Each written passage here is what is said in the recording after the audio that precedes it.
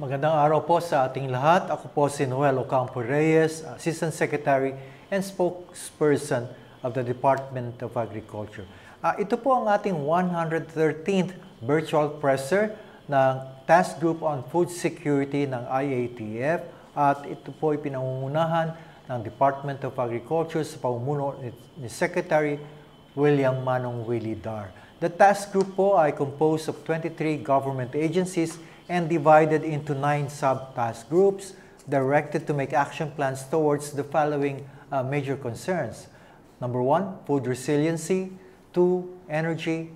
3, food value chain and logistics. 4, water. 5th, agribusiness. 6th, food procurement and distribution. 7, economic intelligence. 8, strategic communications. And 9th, agriculture and fisheries. Isa po sa pinakamahalagang commodity ng Pilipinas ang saging dahil sa ambag nito sa pambansang ekonomiya. Marami tayong klase ng saging dito sa bansa tulad ng lakatan, saba, latundan at iba pa. Pero mayroon ding mas malaking economic importance ay ang tinatawag nating Cavendish banana na ang plantation natin dito ay matatagpuan sa Mindanao. Kasunod ng Ecuador, pumapangalawa po tayo sa top banana exporting countries sa mundo at umaabot sa mahigit 350,000 tons ang mga Pilipino ang nakasalalay ang kabuhayan sa saging. 350,000 ang magsasaka at kanilang pamilya. Yan po. Kaya naman marapat lamang na tayaan ng malaki ng pamahalaan ang banana industry at tugunan ang mga pangailangan ng mga magsasaka at mga agri-entrepreneurs na malaki man o maliit. Ngayong hapon, pag-uusapan po natin ang current status ng Philippine banana industry both for the local and international markets. Gayun din, hihimayin natin ang mga suliranin na kinakaharap ng sektor sa ngayon at paano ito tinutugunan ng pamahalaan at syempre po, katuwang na rin ang pribadong sektor. And let us welcome our resource person this afternoon, the chairman of the Filipino Banana Growers and Exporters Association, walang iba ko si Mr. Alberto F. Bacani. Good afternoon, Alpi. Siya ang nickname niyo po, Alpi. Yes, Alpi?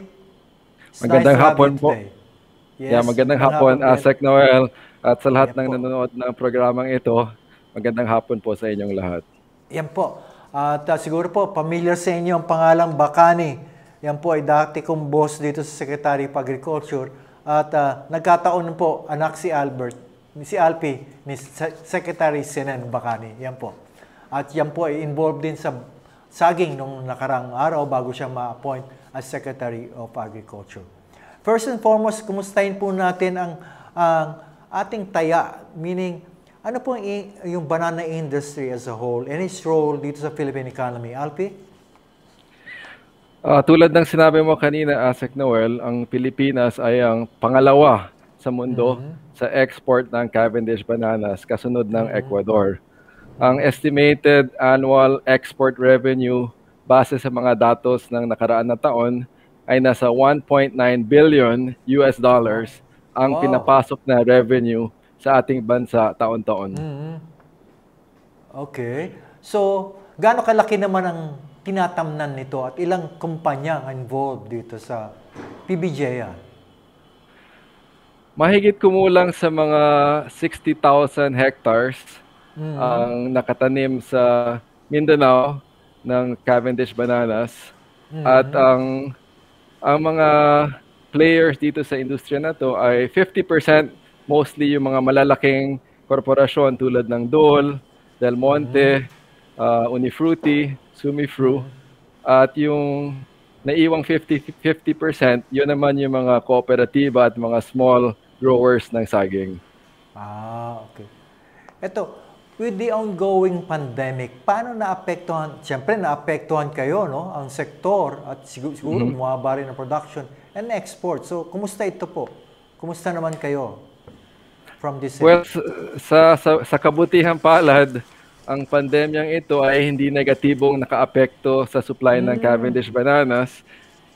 Actually, nagpapasalamat kami sa mga ahensya ng pambansang pamahalaan, partikular na ang Kagawaran ng Agrikultura, ang DTI at ang DILG sapagkat sa maagang bahagi pa lang ng pandemya ay naglabas kaagad sila ng mga kani-kanilang memorandum na tinukoy kung aling mga negosyo ang tinuturing na essential. At buti na lang nasama ang mga agribusiness tulad ng pagsasaka ng saging sa klasifikasyon na ito. Okay. Ito, pina-flash dito ngayon yung yearly na ating production, no, in volume, boxes ng PBGEA, no? So can you tell us in detail what's this bar graphs shows? Okay, so ito yung more or less last 10 years ng production ng Cavendish. So hindi to yung buong so mean to say, wala dito yung mga lakatan, yung mga latundan. This is purely Cavendish volume. Okay. So yung ginamit na figures dito ay in millions of boxes. So bawat box ng saging ay yung weight niya more or less 13.5 kilos.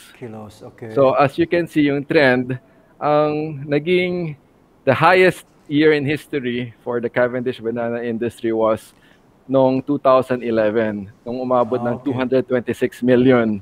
Wow. And this was before Typhoon Pablo. Because if you remember, Typhoon Pablo was the first typhoon na dumaan talaga sa gitna ng Mindanao, di ba? Yeah. Kasi before, yes, unheard of yung typhoon sa Mindanao eh. But after Typhoon Pablo, as you can see, biglang nag-drop siya, and nagkaroon ng konting recovery, but in the end, as of last year, we've reached the lowest. And this is because after Typhoon Pablo, mabilis nag-spread yung tinatawag na Panama disease dahil sa flooding. Okay. Yung ine-export natin, saan naman papunta? Karamihan. I know, Japan ang punta ng karamihan ng ating saging, no? Yung Cavendish banana. So, saan pumupunta yung ating mga saging? About 70% ay pumupunta sa mga bansang China at Japan. The majority goes to China and Japan. At then yung 15% naman sa Korea at yung naiwang 15% ay napupunta sa Middle East at sa New Zealand. I see. So ito yung figures ng China and Japan. Anyway, are we looking into developing other markets? South Korea for one? Or others? Actually, South Korea has been an existing market, but we've looked at other markets, like markets that are traditionally supplied by Latin America, like the USA and Europe. But logistically, it doesn't make sense dahil sobrang layo.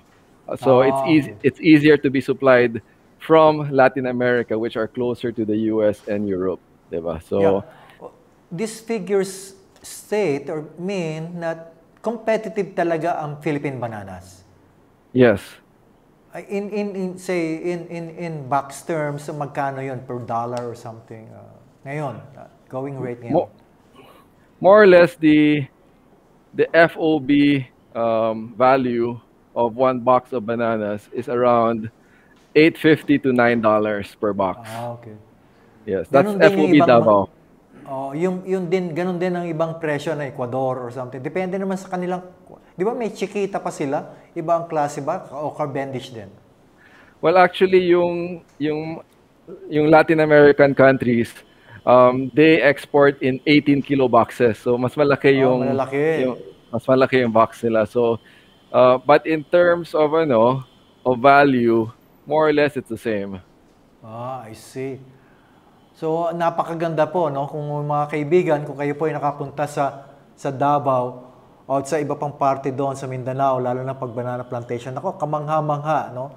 Ang ganda ng ating makikita dyan, no? Ayan, nakikita nyo sa picture ngayon yan. Ito po yung hinuhugasan, ayan. At nilalagyan sa vat, cleaning vat. At saka nilalagyan ng etiketa at nilalagay sa boxes. Mga 2 piling, no? 2 hanggang 3 piling na saging kada box, di ba, Alpi? Actually, 5 to 6 na piling on the average. Kada box, yes. Eksakto yung size, di ba? Yung discriminating ang sizes kung, di ba? Ang sizes niyan. Hindi Oh, pwedeng maliit, hindi actually, pwedeng malaki. dapat, well, pwedeng maliit, pwedeng malaki, basta uniform in one box. So let's say kung I magkalagay ka see. ng maliit, puro parehong size yung nasa Maliliit. isang box. Okay. Hindi mo pwede Okay. paghaluin yung malaki at saka yung maliit na piling. I see. Okay. So, ganun po. So, maliban doon sa ating pandemya, ano pa ngayon, currently, what are the major concerns of the industry? Sa supply side, ang pinakamalaking challenge ay ang Panama disease. Ang Panama disease ay isang fungus na ipinapanganak sa lupa na pupunta sa system ng mga ugat at pagkatapos ay lumilikha siya ng isang gel na nagbabara sa sistema ng paghahatid ng nutrients sa halaman. So nagiging sanhi ito ng pagkatuyo ng halaman. Yan yung dahilan kung bakit yung Panama disease ay tinatawag rin na Fusarium wilt dahil yung dahon ay nagwi-wilt dahil wala na nga nutrients na nakakarating sa kanya. How Yung we problema are progressing? Ito na, no, sa mapa, yung spread ng Panama disease sa mapang yan, no? So as you can see, after Typhoon Pablo, talagang dumami yung pagkalat ng Panama disease dahil sa flooding. Dahil yung Panama disease ay nadadala ng tubig. I see. So once there's flooding coming from a farm na merong Panama disease, mabilis siya malipat sa ibang mga plantasyon. So as you can see, since 2012, ngayon nasa 20,000 hectares yung infected with Panama disease.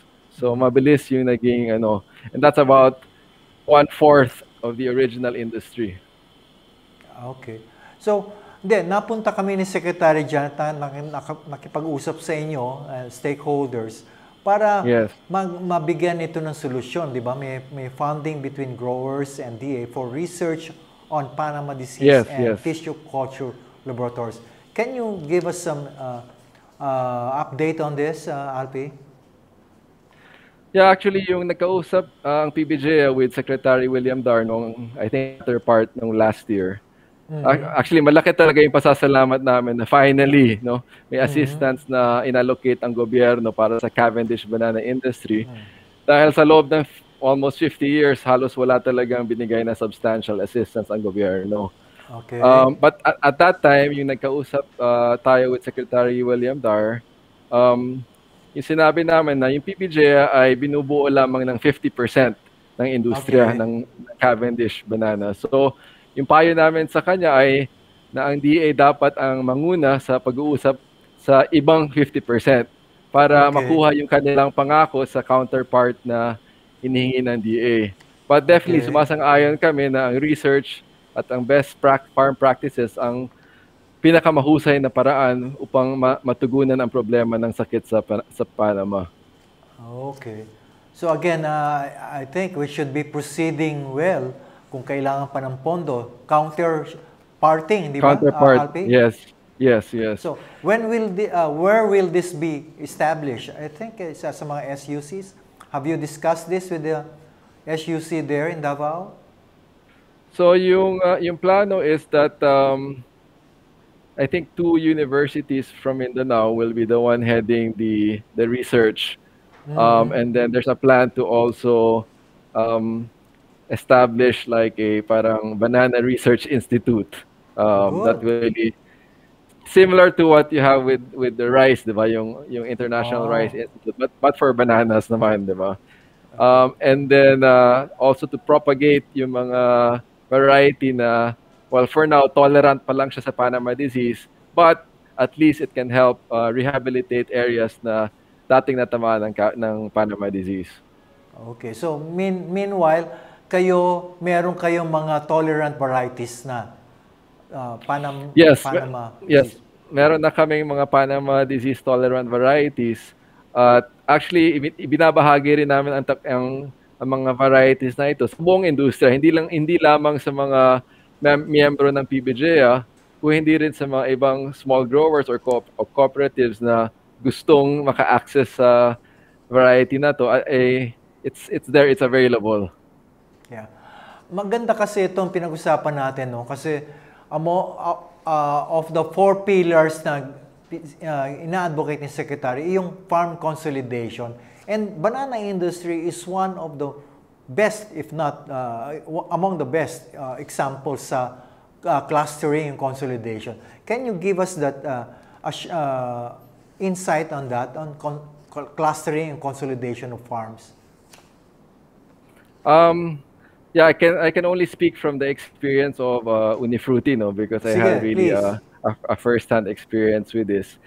Well, yung sa Unifruti kasi we start from acknowledging the fact na this whole agrarian reform program, this transition, no, in the last decades, from a large landholding to a smallholder ownership has been very challenging and painful for many co-ops in Mindanao, as evidenced by the many sad experiences of cooperatives na they had to abandon their farms due to production failure or to lack of funds. So kasi our understanding is that under the CARP regime kasi, for instance, the status of the landowner farmers was transformed from they used to be laborers earning a minimum wage, diba? And then enjoying mandatory social benefits, and all of a sudden when the land was returned to them, now they had the responsibility to reach operational targets, to purchase farm inputs, and bear all the full risks of the plantation. So in other words, hindi sila handa with the management skills, yung financial management skills, and the technology to continue operating a farm sustainably after the turnover. So recognizing that fact, in Unifruti, we have employed a model of dealing with cooperatives that we like to call the transformational business partnership, where small growers are in control of the farmlands and production, but receive critical support from Unifruti in their areas of technology, process management, quality control, working capital, access to credit, and access to markets. So one of the big components of this is really the facilitating access to finance for cooperatives. Because let's face it, diba? Smallholders and cooperatives have limited access to formal agricultural credit.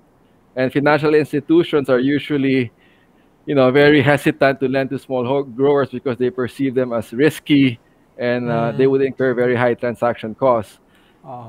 So one of our big components in helping these cooperatives is to provide them with short-term working capital loans and bridge financings. And then we How also much include would it them. be? Magkano yan, Alpi? How much? Well, depends on their need. For example, let's say sabihin nila sa amin, we need to rehabilitate our packing house. It's gonna cost us, that's pinapa-estimate namin, they say, let's say, 5 million pesos. And so we give them a loan for 5 million pesos over a period of, let's say, 2 years, at below bank rates. So meaning to say we just have a very small, because our rate with the banks are of course preferential compared to a small grower, right? So we pass on that rate with a very small margin, just to be able to help them access financing. Okay. To date, ilang farmers cooperatives na under your wing, the Unifruti, if you may share? Well, out of our total, we have about 6,500 hectares total production portfolio. Out of that 6,500 hectares, about 1/3 is cooperatives. I see. And the rest, the 2/3, company owned The, or something? the rest are 1/3 is company-owned farms owned by Unifruti, and then the other third is mga big corporate farms like Marsman, yung mga Alcantara farms. I see. Okay. Yes. So, ladies and gentlemen, mga kaibigan, ang sinasabi po ni Alpi Bacani, ay itong nagawa po itong clustering consolidation sa banana industry at sa ibang commodities, pwede rin i-apply ito, Alpi, di ba? Are you saying? Yes, yes. Para to achieve economies of scale. Yun. At may merkado, di po ba? Yes.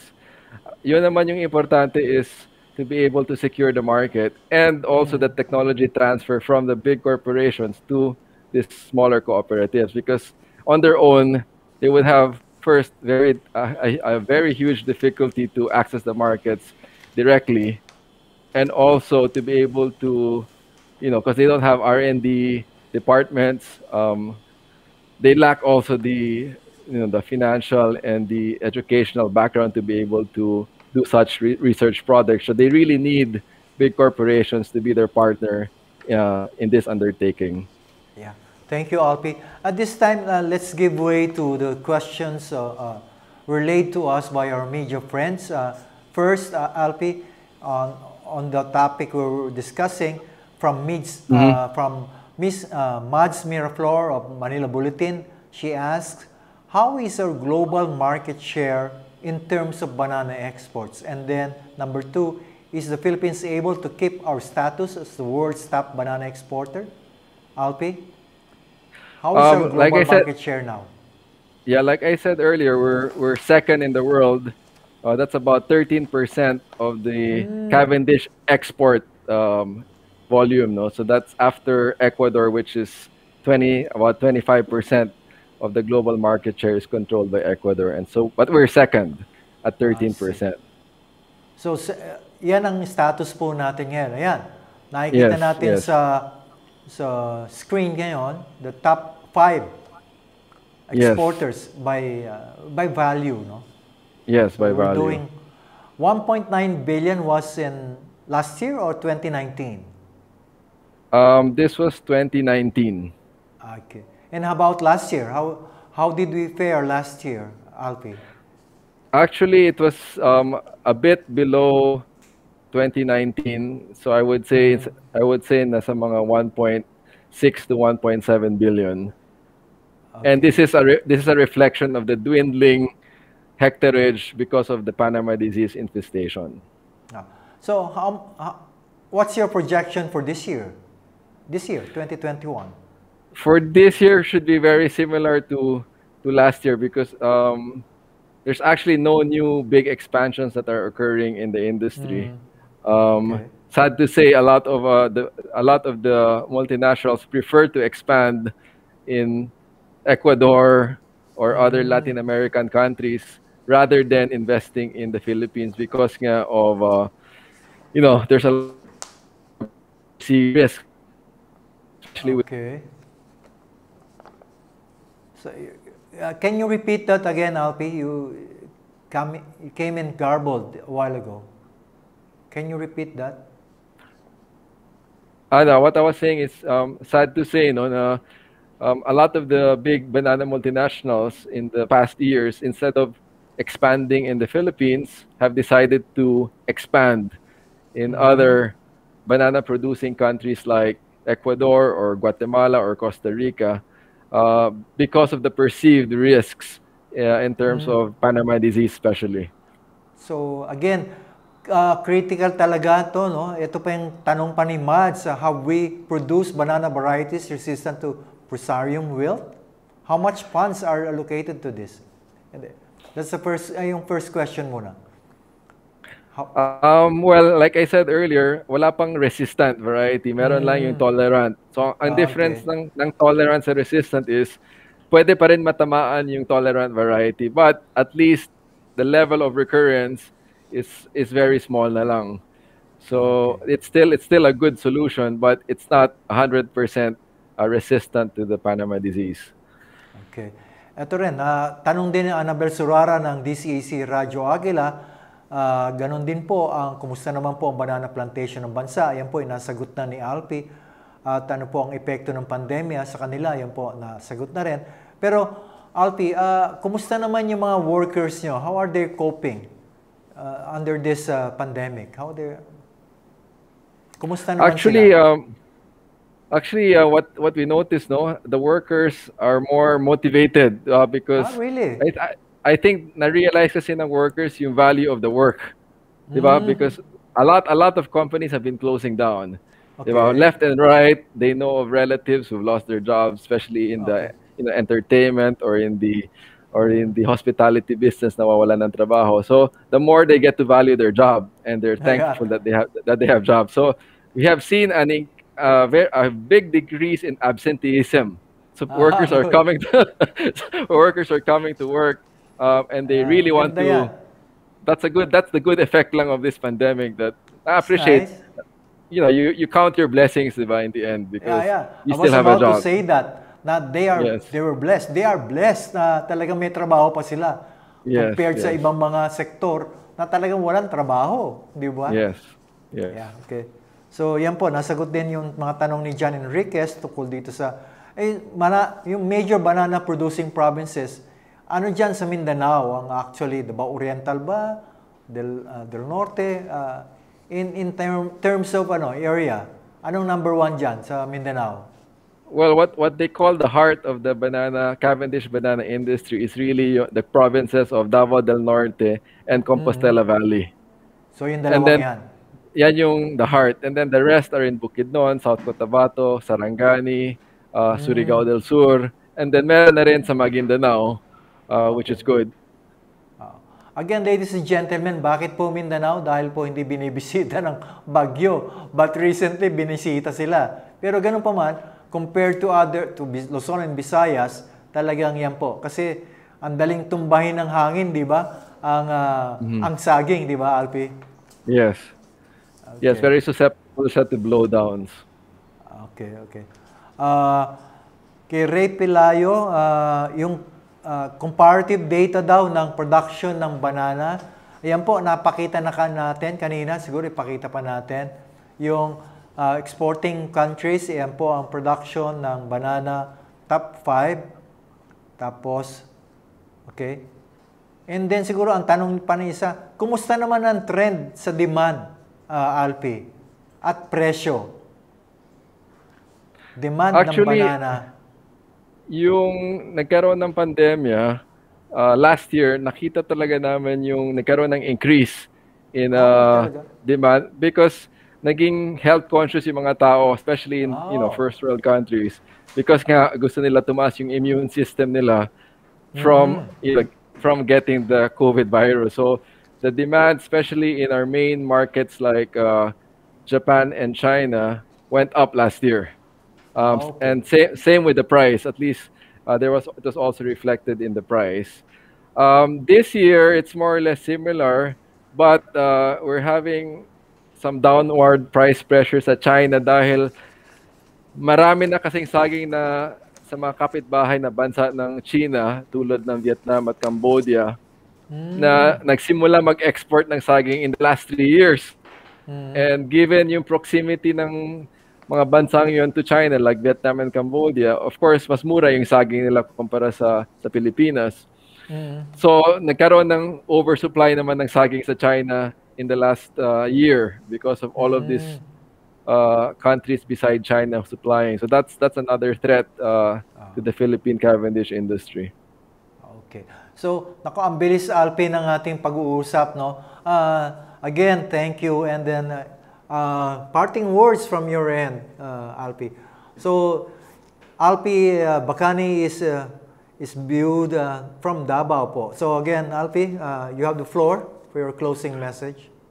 Well, I'd just like to thank you again, Asec Noel, for inviting me and giving the opportunity to banner for the Philippine banana industry, which we always say that it's one of the most important industries of the Philippines that that we should be proud of as a country, that we have an industry that's competing as as the number 2 in the world for banana. So it's really important that this industry is protected and that its survival is proliferated because the jobs and the livelihood of about 1.4 million individuals are dependent on this industry. So thank you again and good afternoon to everyone. Thank you, Mr. Alberto Bacani, the President of Filipino Banana Growers and Exporters Association of the Philippines. So sa aming pagtatapos, muli kami nagpapaalala sa lahat na dapat po ay tuloy-tuloy ang daloy ng pagkain at iba pang essential inputs para sa food production. Magtulungan po tayo para sigurado ang delivery ng mga pagkain at iba pang agri and fishery products mula sa production center hanggang sa pamilihan at hapagkainan. Magkaisa po tayong lahat para ang lahat ng pamilyang Pilipino ay magkaroon ng access sa ligtas, dekalidad at murang pagkain. Kami nagpapasalamat muli sa ating mga magsasaka at mangingisda at iba pang food production partners, pamahalaan at syempre sa pribadong sektor na katuwang natin para masiguro na may sapat na at abot kayang pagkain para sa lahat. Sa lahat po ng miyembro ng 1DA family, ipagpatuloy po natin ang sama-samang pagkilos tungo sa isang food secure and resilient Philippines with empowered and prosperous farmers and fishers. Sa Radyo TV Malacanang, PTV4, Radyo Pilipinas at PCOO sa pamumuno ni Secretary Martin Andanar. Secretary Mart, again, maraming salamat sa pagkakataong binigay niyo sa amin dito sa Department of Agriculture at sa IATF Task Group on Food Security. Please visit our website, da.gov.ph, and like our official Facebook page, Department of Agriculture Philippines. And send us a tweet through the official Twitter account at Manong Willie. Para po sa mga past presser na nais ninyong mapapanood muli, iba pang videos ukol sa agrikultura at fisheries, please visit and subscribe to the Ani at Kita YouTube channel of the Department of Agriculture. Hanggang sa susunod na virtual presser, ito po si Noel Reyes at magandang hapon po sa ating lahat. Kasama po natin si Mr. Alberto Bacani ng PBGEA. Magandang hapon po sa ating lahat.